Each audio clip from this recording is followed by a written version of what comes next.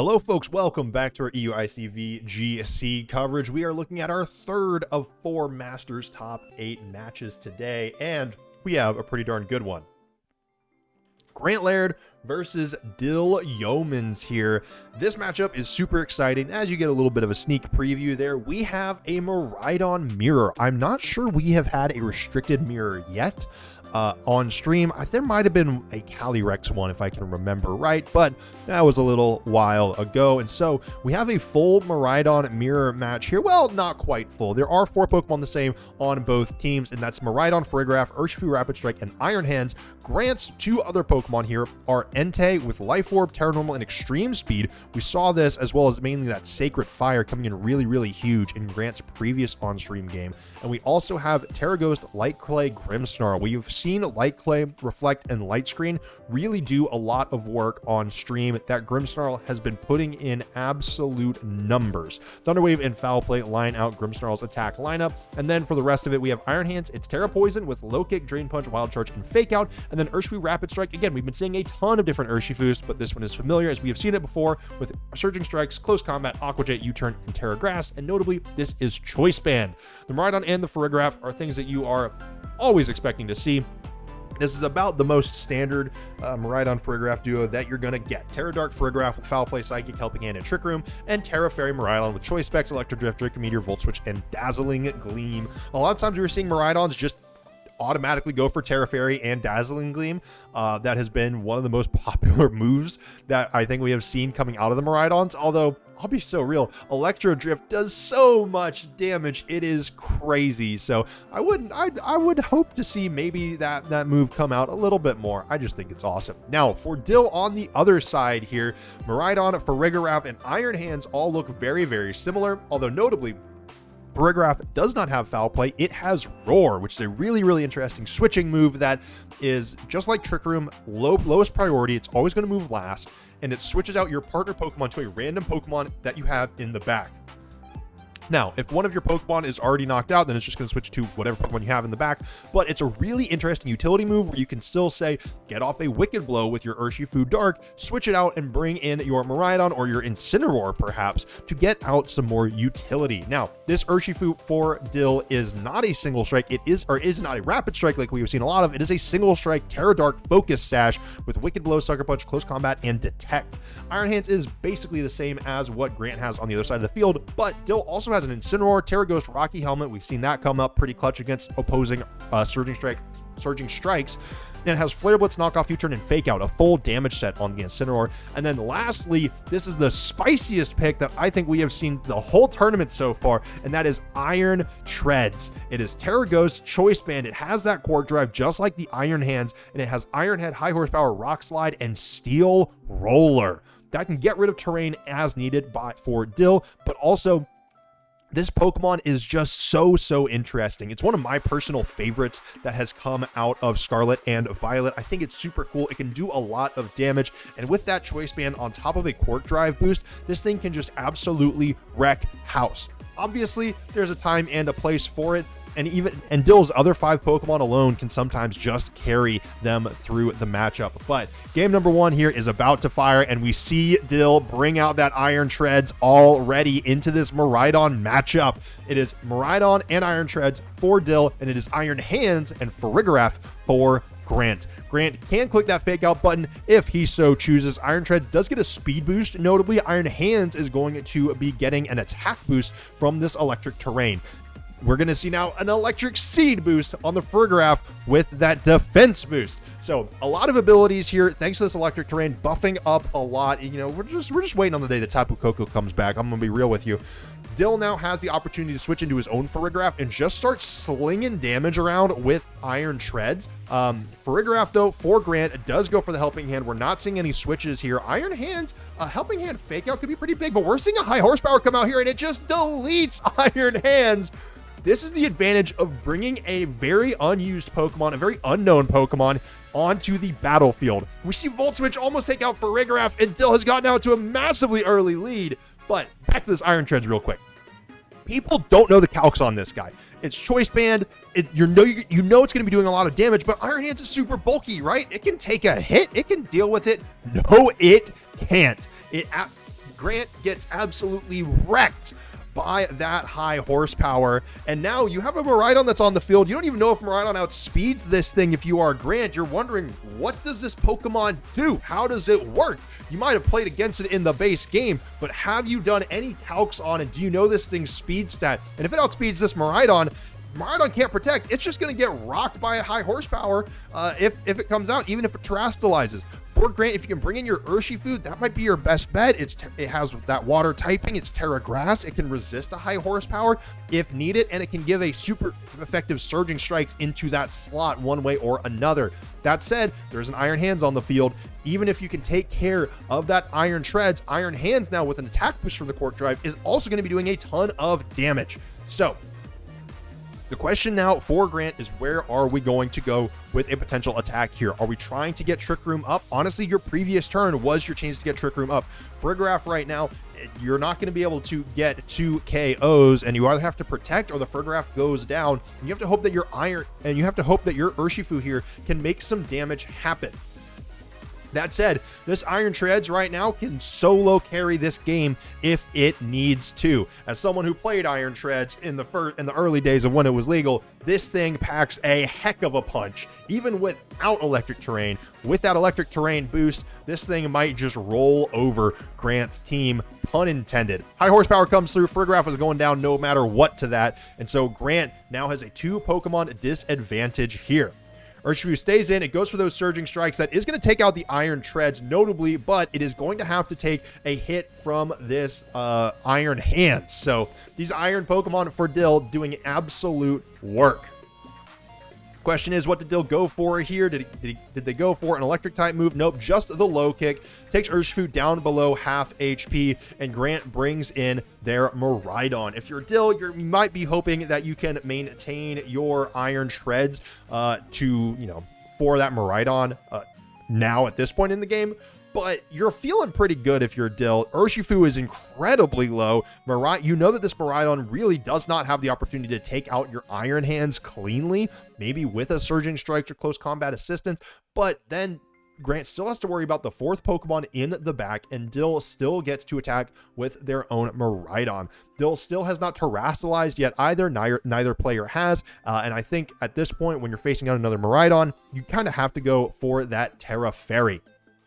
Again, for Grant, you have to start taking multiple knockouts here if you want to try to win this, and that has to happen really, really aggressively. At the same time, if either of you Pokemon take much more damage without getting a knockout on this turn, you're in a real bad spot here.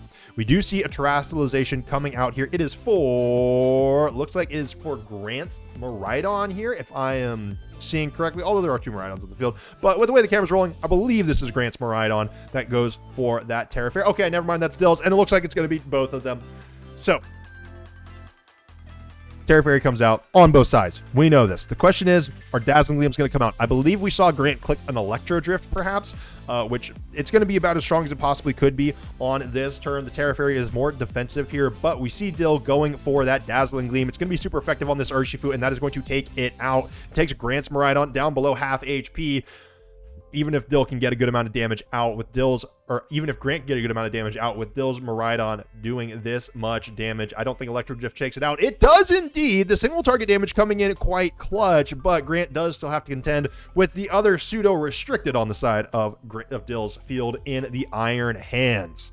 If you are Dyl, maybe you can go for anticipating a heavy slam, anticipating the terastallization here, but just goes for a low kick for the time being, and Dyl brings out Frigoraph here. Dyl flexing the shiny Pokemon here. I'm liking it. So Frigoraph does have the option to click foul play. We do see the defense boost coming through for Dyl's Frigoraph on the Electric Seed, notably not important against the Miraidon here.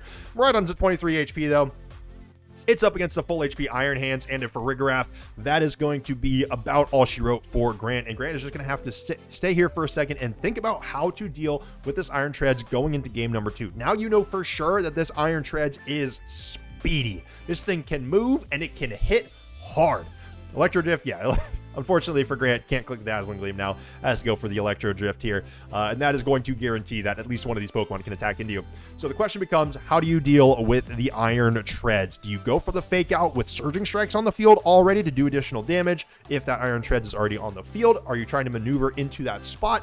What is the go-to? Do you switch out one of your Pokemon? Maybe bring in one of your more exciting picks. Farigiraf does go down to an Electric Diff. That is pretty good math for Grant to know, but this Iron Hands is going to take out the Miraidon at the end of this game. Low kick comes through. Game number 1 going over to Dyl. So that's a pretty exciting game 1. Dyl just absolutely dominates it. Iron Treads is, I mean, again, it's a little shocking. You know what you're going into at this point in the tournament. You're aware, okay, I need to know some Iron Tread stuff. I need to figure out how this guy works. But unless you've played against it, it's really hard to fully anticipate how a Pokemon is going to function. So going into the next game for Grant, you do have the option to bring in Entei or Grimmsnarl. Grimmsnarl with Reflect could mitigate some of that Iron Treads damage. You've potentially made calculations for this, but also it's top 8. You're not going to be able to calculate every single thing that you're going up against. So going into game number 2, if you're Dyl, you're still feeling pretty confident. You're up against a Miraidon team, has multiple electric type Pokemon, has a fire type in Entei, has a fairy type in Grimmsnarl that doesn't want to take any of the steel type moves that Iron Treads has brought. So I think you might want to bring the Iron Treads once again coming in to game number 2, but we shall see. We do see it. Iron Treads and Miraidon are both on the field for Dyl, and Grant leading with the Farigiraf and the Iron Hands once again. Fake Out is a threat. If you are Grant, you are aware that your Iron Hands can go down here very, very easily, but there's also a Miraidon on the field that you have to contend with. You can't let either of these Pokemon just start dishing out too much damage. You know from your own math that Farigiraf does not stand a very good chance if this opposing Miraidon decides to go for Electro Drift. Miraidon right now also does not have too much of an incentive to Terrastallize, perhaps if it doesn't want to deal with a foul play, like if it wants to resist it a little bit more, or if it wants to make or have a stronger Dazzling Gleam, which it certainly could go for. But right now, you know that Electro Drift plus high horsepower is going to do a ton of work. We see Dyl go ahead and go for the swap though, maintaining the Miraidon for later in the game, and brings out the Farigiraf, making sure that there is no Fake Out that is going to be applied here, and this is going to give Iron Treads another free shot into that Iron Hands slot. There's no Protect on this Iron Hands as it has Assault Vest. So Helping Hand comes through, but this is going to feel really, really similar to game number 1. Iron Treads here, unless the high horsepower misses, which it does not. Iron Hands does survive this time, so it is a roll. That is huge for Dyl, and that's huge for Grant to know. That is huge for Dyl going into a potential game number 3 if that comes out. Iron Treads is going to be the fastest Pokemon on the field this turn. It can still deal a good amount of damage. The question is going to be, how does Dyl want to maneuver here? With Farigiraf being pretty low, you might want to go for a Helping Hand. You might want to try to go for a potential foul play into the Iron Hand slot, and maybe Iron Treads targets down the Farigiraf. Most of the time, Farigirafs are going to be faster than Iron Hands, although it's not always guaranteed here. We're going to have to see what Pokemon goes for what. The high horsepower goes into the Iron Hands, takes down that last 5 HP here, and it looks like that is going to guarantee that Trick Room is going to get set up, but Dyl goes for Roar on the opposing Farigiraf. It does not get to click Trick Room, and Grant has to switch in a brand new Pokemon by force. Urshifu Rapid Strike is on the battlefield now. Grant has to choose between these two Pokemon again and sends Farigiraf back out. Urshifu does take out this Iron Hands. We know that it does the damage that is necessary, but Iron Hands can still Terrastallize. That is still certainly an option, although I don't know if that will save it from this Urshifu either way. And now both players have a choice. Dyl needs to be a little bit more defensive here potentially if he wants to, or if they want to save those Iron Treads, or perhaps Grant just goes all out, targets down the Farigiraf, anticipating that this Iron Treads is going to be retreating, or maybe just go into that slot anyways, get a ton of damage down with a Helping Hand Surging Strikes. But Grant right now was unable to get the Trick Room up before. There could be a very insane call here from Dyl, but we see the Helping Hand first. on the Iron Treads here. We know it's very, very speedy. High horsepower comes out, does a lot into the Farigiraf, but doesn't do enough to take it down. Grant goes for the U-turn into Dyl's Farigiraf. It's going to allow it to switch out, and it takes down Dyl's Giraffe. So I'm interested to see. We already know that Grant is bringing in Miraidon here. It's the last Pokemon that Grant has in the back. But for Dyl, is this going to be a Miraidon bring-in, or is it going to be Pokemon number 4?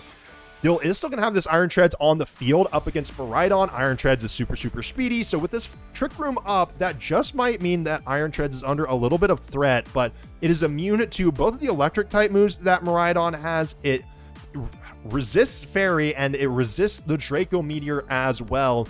Dyl, now bringing out the Iron Hands, has the fastest thing on the battlefield under Trick Room. Dyl can't fake out, but can go for a low kick, can go for a Drain Punch here, and hit both of these Pokemon for quite a bit of damage. And Iron Hands should feel pretty darn good in this position.